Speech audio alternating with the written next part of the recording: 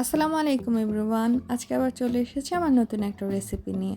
আজকে আপনাদেরকে তৈরি করে দেখাবো খুবই সহজ একটা রেসিপি, সেটা হচ্ছে তালের ক্ষীর। কিভাবে তালটা প্রসেসিং করবেন, তাল থেকে কিভাবে রস সংগ্রহ করবেন, সেই সম্পূর্ণ প্রসেসিংটি আজকে ভিডিওতে থাকছে এবং তার সাথে তো ক্ষীরের রেসিপিটা থাকছেই। তাহলে চলুন মূল ভিডিওতে চলে যাওয়া যাক। আজকে তালের ক্ষীরটা তৈরি করার জন্য আমি একটা বড় সাইজের তাল নিয়ে নিয়েছি, দেখতেই পাচ্ছেন। আর আপনারা চেষ্টা করবেন তালের ক্ষীর তৈরি করার জন্য একটু মিষ্টি জাতীয় যে তালটা পাওয়া যায় সেই তালটা নেওয়ার জন্য। তালের ক্ষীর তৈরি করার জন্য তো আমরা তো প্রথমে তালটাকে প্রসেসিং করব, তাই প্রথমে তালটাকে একটু ভালোভাবে চপিং বোর্ডে ট্যাপ করে নিলাম, যাতে উপরের যে খোসাটা আছে সেটা ছাড়াতে সুবিধা হয়। না হলে দেখা যাবে যে অনেক সময় এটা লেগে থাকে, ছাড়াতে অনেক অসুবিধা হয়ে যায়। তো এইভাবে চপিং বোর্ডে বা আপনারা টাইলসের উপরে একটু ভালো করে থেতলে নিলে তখন দেখা যাবে যে খুবই সহজেই উপরের যে খোসাটা সেটা খুলে ফেলা যাচ্ছে।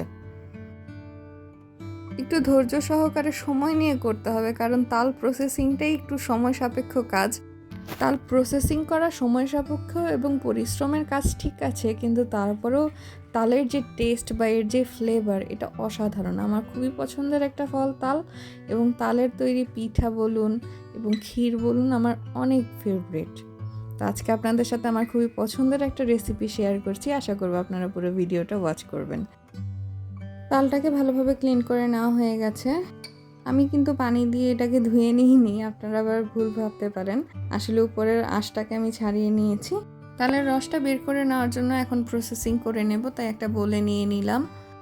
আমি সাইডে 1 মগ পানিও নিয়েছি, মিডিয়াম সাইজের মগ। এখানে আপনার হাফ লিটারের কিছু কম পানি আছে। প্রথমে হাতের মাধ্যমে আমি একটু কচলে নেব। এখন একটু কচলে নিলে কি হবে, এর যে আঁশগুলো আছে সে আঁশগুলো একটু ছেড়ে যাবে এর গায়ে থেকে, তাহলে হচ্ছে রসটা বের করতে সুবিধা হবে। এই কারণে প্রথমে হাতের মাধ্যমে একটু করে নিচ্ছি। এখন তালের বিচিগুলোকে একটু ভালোভাবে থেতলে নেব, যাতে এর পাল্পটা ভালোভাবে বের করা যায়। আমি আম্মুকে দেখতাম সাধারণত রুটি বেলার যেই পিঁড়িটা ছিল সেটাতে হচ্ছে আম্মু এভাবে থেতলে নিত। আপনারা চাইলে এই শক্ত কোনো সারফেসের উপরেও এক একটা তালকে এভাবে আলাদা আলাদাভাবে করতে পারেন। যেহেতু আমি আজকে খুবই পাকা একটা তাল ব্যবহার করছি, তাই বেশি পিটাপিটির দরকার নেই। এখন আমি হচ্ছে পরিমাণ মতো পানি দিয়ে দিচ্ছি। আমি প্রথমে অল্প করে পানি দিয়ে তারপর হচ্ছে হাতে একটু মাখিয়ে নেব। তারপরে আবার কিছুটা পরিমাণ পানি যদি আমি মনে করি যে ব্যবহার করতে হবে তাহলে ব্যবহার করব, নাহলে সম্পূর্ণ পানিটুকু আমি এখানে ইউজ করিনি, দেখতেই পাচ্ছেন। এখন ভালোভাবে কচলে কচলে কিছু সময়ের জন্য একটু মাখিয়ে নিব, যাতে রসটা একটু ভালোভাবে বের হয়ে যেতে পারে। সেই কারণে একটু সময় নিয়ে এই কাজটা করতে হবে। আমার আরেকটু পানি প্রয়োজন মনে হয়েছিল, তাই আর আমি অল্প একটু 1 টেবিল চামচ পরিমাণ পানি অ্যাড করেছিলাম।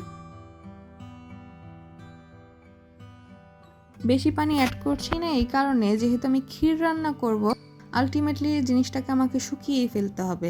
তাই আমি যদি এখনই অতিরিক্ত পানি দিয়ে তালের রসটা বের করি, তখন দেখা যাবে যে আমার রান্নার টাইমিংটা বেড়ে যাচ্ছে।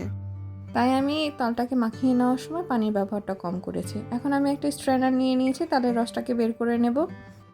আপনারা যে কোনো ছোটো ছিদ্রযুক্ত চালনি দিয়ে এই কাজটা করে নিতে পারবেন। চেষ্টা করবেন ছোটো ছিদ্রযুক্ত চালনি ব্যবহার করার জন্য, যাতে হচ্ছে তালের আঁশ বেশি পাল্পটাতে না যায়।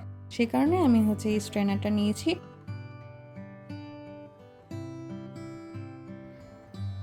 এইভাবে এখন তালের রসটাকে তৈরি করে নেব ভালোভাবে, তারপরে চলে যাব ক্ষীর রান্নার মূল প্রসেসিংয়ে। তালের পাল্পটা রেডি করা হয়ে গেছে। এখন আমরা এই তালের পাল্পটাকে একটু মেজারমেন্ট কাপ দিয়ে মেপে নেব যে কতটুকু পরিমাণ হয়েছে, তারপরে আমরা ক্ষীরের রান্নাতে চলে যাব। আমি এখন যেই প্যানটাতে রান্না করব সেই প্যানটাতেই মেজারমেন্ট কাপ দিয়ে মেপে নিচ্ছি। আমার আজকে টোটাল 3 কাপ পরিমাণ তালের পাল্প এখানে তৈরি হয়েছিল। আমি সম্পূর্ণটুকুই এই ক্ষীরটা রান্না করার জন্য নিয়ে নিচ্ছি। দেখতেই পাচ্ছেন আমি তালটা মাখানোর সময় পানি কম দেওয়ার কারণে পাল্পটা যথেষ্ট ঘন হয়েছে। আপনারাও চেষ্টা করবেন পানি কম দিয়ে তালটাকে মাখানোর।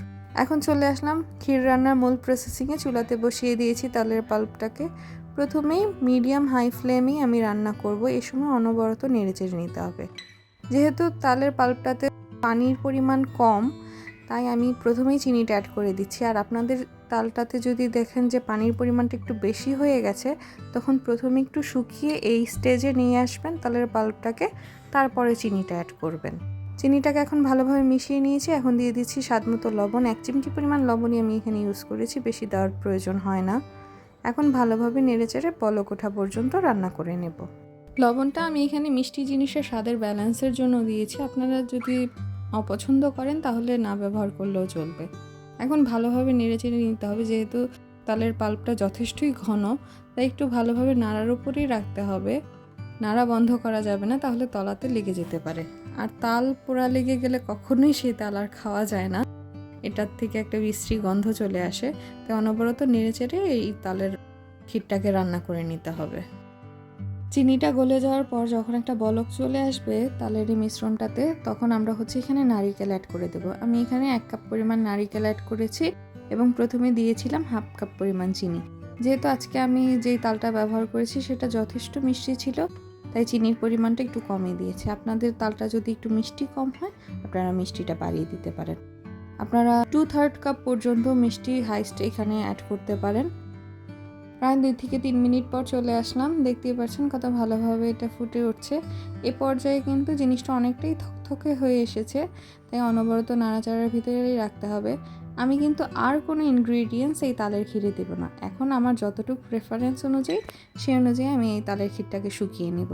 আপনারা যদি একদম সুজির ক্ষীর বা চালের ক্ষীরের মতো তৈরি করতে চান সেরকম করেও করতে পারেন, বা যদি একটু নরম করে তৈরি করতে চান সেভাবেও করতে পারেন। আমি আজকে একটু নরমই রাখছি, কারণ আমার কাছে তালের ক্ষীরটা একটু নরম নরম পছন্দ।